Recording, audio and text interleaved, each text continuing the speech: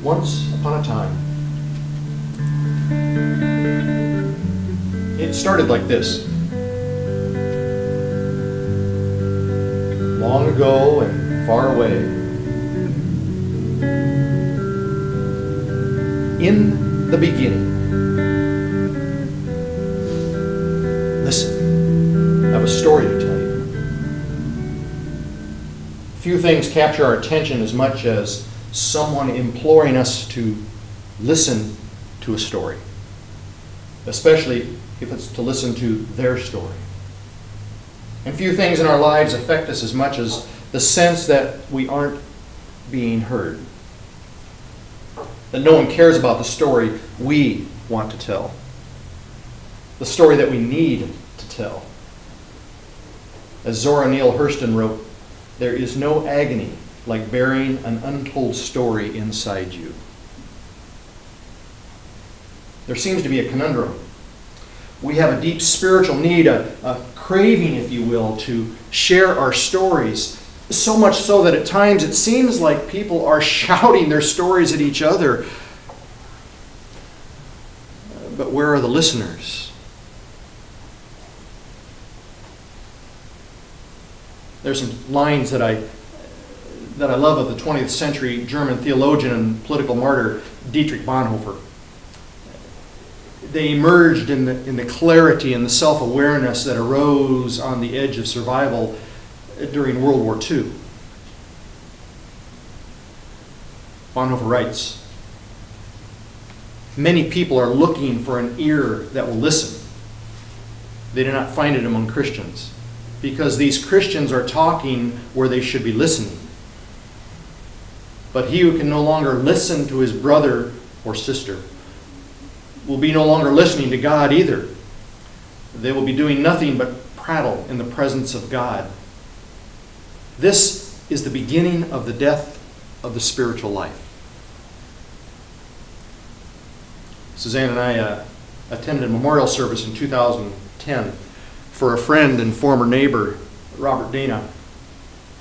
RP was an award-winning poet who taught writing and English literature at Cornell College and many other schools. He revived the North American Review, serving as its editor from 1964 to 1968, and was the poet laureate for the state of Iowa from 2004 to 2008. Lived right across the street from us. RP wrote a short poem entitled "Hard Copy" that I think speaks volumes on the importance of listening. Echo weather. Each day a pure copy of the last. At the bottom of the pool, undulating nets of light, as if dazzle could clip the great brag of muscle. Swimmers thrash the blue water, and I remind myself that listening is the act that holds the world together. And what I need is more time than I can get. Listening is the act that holds the world together. It's obvious that at one point, or several points, the author of Psalms 116 that Connie shared with us had experienced a world that was collapsing around him. He'd been entangled by the cords of death. The anguish of the grave had oppressed him. He was almost overcome by trouble and sorrow.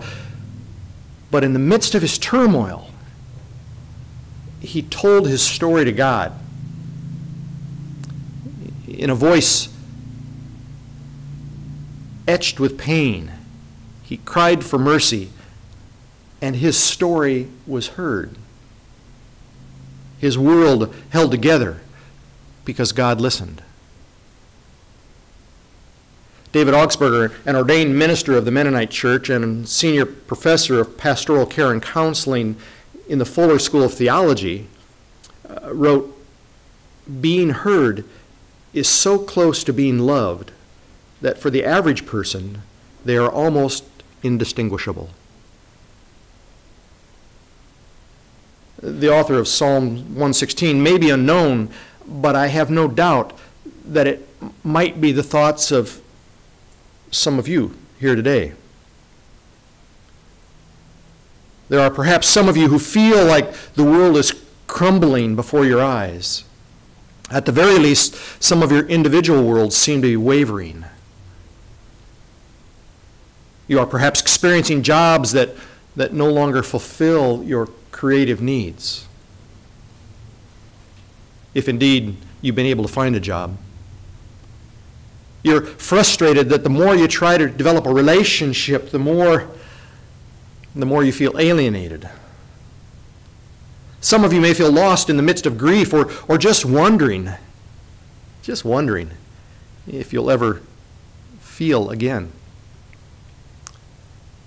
Like the psalmist, we at times cry out in our pain in the hope that someone will listen to our story. I'm here today to tell you that God hears your voice. God listens to your story. No matter what your history or your faith or the meanderings of your journey, whether you have a story that is filled with celebration or a story that is racked with pain, God hears your voice. God celebrates with you and agonizes with you and then proceeds to offer you opportunities to heal. Without a doubt, the psalmist's story could be your own story or mine. So hear what I think is really being said in these verses. The psalmist doesn't desire to live in the past. The psalmist is saying that yes, his life was once in shambles. Once upon a time, he was as good as dead, physically and spiritually. Once he had to cry out in pain, but now he cries out in joy. Because God listened to his story. Listening is the act that holds the world together. The sacred one, the ground of all being, the holy presence heard him, and now the psalmist wants to give thanks. How can I repay the Lord for all this goodness to me? I will lift up the cup of salvation and call on the name of the Lord. I will fulfill my vows to the Lord in the presence of all God's people. The sacred one is also listening to your story. If there hasn't already been, there will be a time when you too will awaken spiritually and recognize that God has indeed heard the cry of your heart, heard your voice. So what can I give back to God for the blessings poured out on me? What can we give back? Well, once God has listened to our story, in any of the myriad of ways that God listens, we begin to heal. When we begin to heal, we then become able to hear the stories of others. No longer caught in the cords of death, our new life empowers us to listen to the stories of others and truly hear what others are saying. In that hearing, we gain a clarity of connection. We grasp how we are connected to the holy, how connected we are to each other, and how similar our stories are.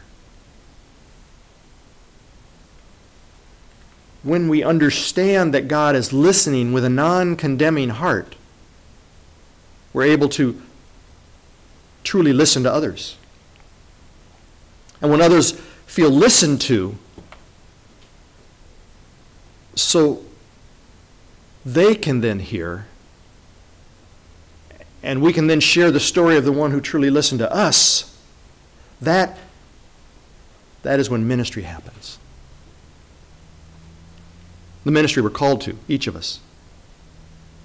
When we listen to the stories of others, then share our story and the way it's intersected with the story, God's story, then all of us who were struggling with the anguish of the grave are transformed. All of us